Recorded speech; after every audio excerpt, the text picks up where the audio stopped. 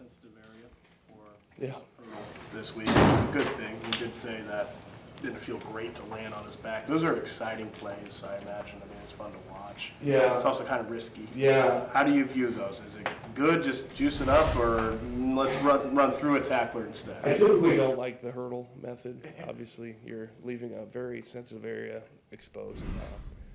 But yeah, you saw the one where the guy doesn't go for that knife tackle, and he fell pretty far, about 5 feet, and landed right on his back.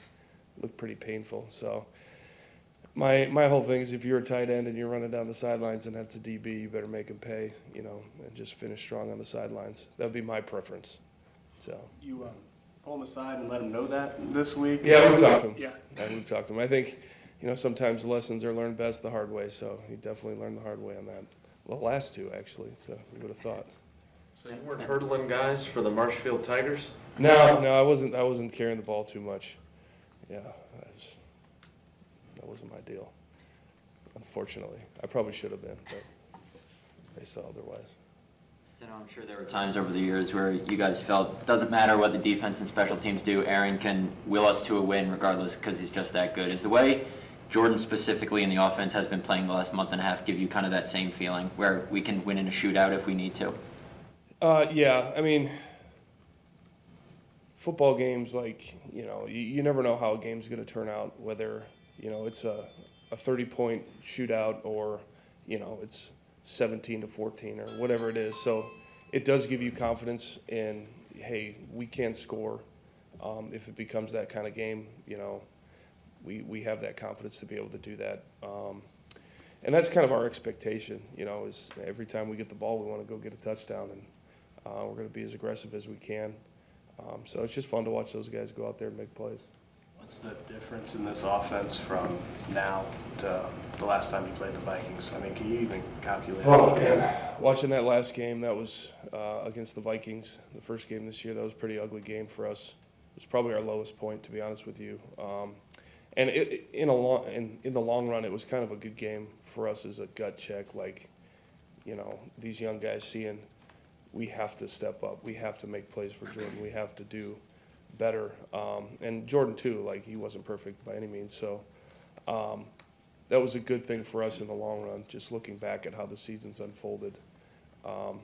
And from where we are to where we are now, it's just the experience, the trust we have, all these reps that we've gained where we're just playing within the scheme or playing these plays out, the situations, end-of-game situations, all this stuff is just so valuable. So you can kind of see as the season's gone on how we've handled these situations better and better. So, I think the future's pretty bright, and we just got to keep getting better because there's still so much more we have left in the tank. So I'm pretty excited about what we got going. What made that the lowest point? The reason I ask is because what lessons did you pull out of that you guys did get turned around? Just making plays. We have to always expect to make plays, and the Vikings are going to do a really good job pressuring you. But at the same time, that puts them one-on-one, with our wide receivers. So the receivers just have to be aggressive, be ready to make plays. Running backs, when you get those one-on-one ops, making people miss and, getting some explosive runs, things like that. And then O-linemen, too, just making plays, winning blocks, all that stuff that really just propels an offense into being productive. Yeah, with that heavy package you've been doing with Royce there, what was sort of the impetus for that? And what do you think of just the production you've been able to get out of it, over the last month? Yeah, just you get down in a goal line or a short yardage situation.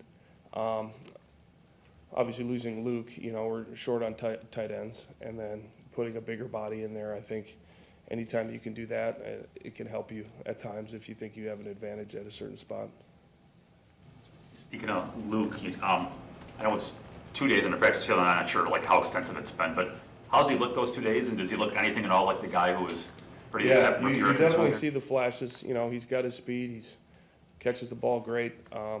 We haven't had pads on, so we haven't been able to see him, run block or anything like that yet. But yeah, he's looked good. He's got a smile on his face. I think he's really happy to be out there running around with the guys. So hopefully we can get him back here pretty soon. Every time you've had some injuries at wide receiver, some guy comes out of nowhere, you know, whether it was Wicks early and then Heath, and then Bo Melton comes out of nowhere. So, you know, what are you guys doing that are living your life so great that these guys keep? Yeah, I think our wideout room is extremely deep. It's deeper than it's been in a really long time.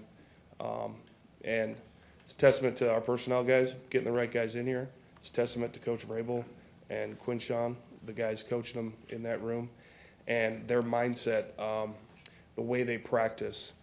You know, one thing we preach a lot is, even though if you're on the practice squad, you still prepare every week like you're going to play. That way, when your time comes, you'll be ready. And that's a testament right there to Bo. He came, he got his opportunity, he showed up, and he did a great job. So, yeah, it's just the whole mindset of that room I couldn't be happier with. Can I just follow up? So over the course of however many weeks, how many balls would Melton have caught from Love? You know, I mean, does he get thrown out there at all? Or? We'll work him in Wednesdays and things like that earlier in the week, you know, just to make sure he's up on getting reps, you know, and especially if wideouts get banged up in the game earlier in the week, maybe they can't take some reps. That's where those guys fill in earlier, and they can, you know, just get those reps with Jordan and stuff like that.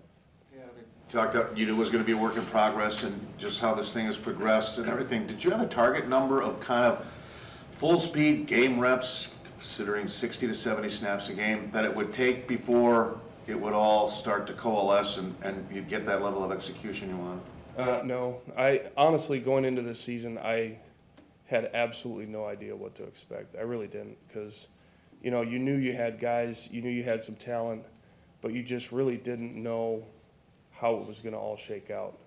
The one thing, like OTAs, then into camp, you could see the hunger in the guys, you could see their work ethic, so you knew eventually, you know, if we kept it going, that good things would start to happen, as long as we, you know, maintained our work ethic and all that stuff. So, yeah, I had no idea. And so it's nice to kind of see it, the momentum start going forward for us.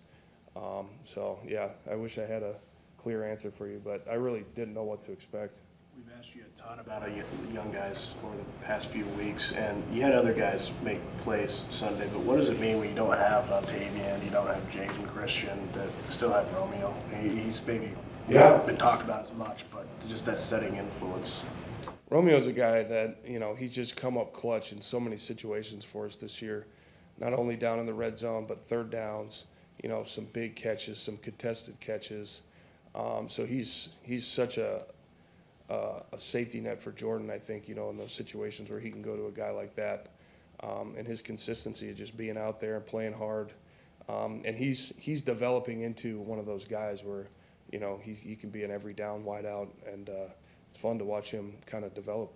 Is that clutch ability, I'm thinking of the fourth down against Kansas City, I'm thinking at the end of the game against Carolina, is that a learned trait? Is that something you either got or you don't? Is it a physical trait? Like, where's that come from? I think, you know, a lot of it is stuff you see, like we saw that from his college tape, where his ability to go up and get the ball, that was stuff that was pretty impressive.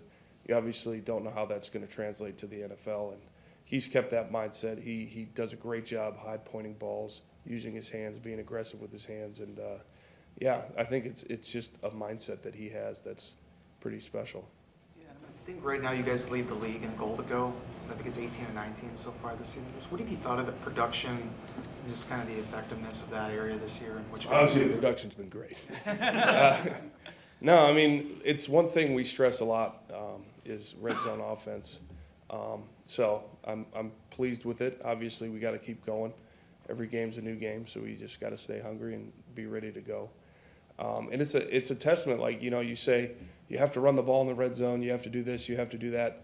But we've been pretty balanced down there when we look at, you know, who's scoring touchdowns and how we're getting the touchdowns. We've been able to throw the ball, we've been able to run the ball. So I like our balance down there, and I think that's what's helped us, is our ability to kind of do everything down there. The last couple of weeks, Sean Ryan's played a lot more, like 50% of the snaps. What do you thought about in that larger role? And then looking forward, I know you don't want to look forward too much, but is he a starting guard? I'm not saying next week, I'm talking about Yeah, I the think future. he's got a chance to be, for sure. He's still got a ways to go. I like what I see from him from a physicality standpoint. He does a good job in the run game at the point of attack. But he still has a ways to go. I think in pass protection, that's going to be his biggest thing moving forward. If he wants to be a staple guard in this league, you have to obviously excel in that realm. So that's one thing we're going to really focus on with him, and as we move forward, just to elevate that part of his game. What part, what aspect of it does he need to improve? Is his hands, his feet? It's basically his overall fundamentals, yeah. Feet and hands, and then anticipation. A lot of times you know what the D lineman's going to do before it happens, or you can see pressures coming before they happen. So it's just that experience and just that intelligence that you have as you play more. Thought I heard Jordan refer to it as the gold zone still. Do you Yeah, guys still call it that, even Absolutely. though Hackett's not here? Yeah, no, that's something that Nathaniel, left on us that we hold dear, for sure, the gold zone. I know you're focused on winning this week and next week and making the playoffs, but to Mark's question about your expectations going into this season, how different is it for your expectations for next season when you've seen the stuff that you've seen? Yeah. No, now we kind of know. Well, now I have high expectations because I have seen it play out. All right, hey, we're capable of doing this, So now the expectations are absolutely very high, and we've set a standard for ourselves, and we know what it's all about for the Green Bay Packers. So, yeah, I mean, moving forward, I expect this to be a good offense. And Spoon asked you last week about the idea of having Tucker and Luke together, but there's that, what has Watson played? 9 games this year? Yeah. I mean, and he's the guy that takes the top off the defense. Is it hard not to be excited about the future right now? It's a fun thing when you look ahead and see, all right, we have all these pieces, we have all these guys, now they have some experience, and just, all the wideouts and tight ends. So, yeah, it's going to be really interesting moving forward to just see how it shakes out, but I'm very fired up for all that, for sure.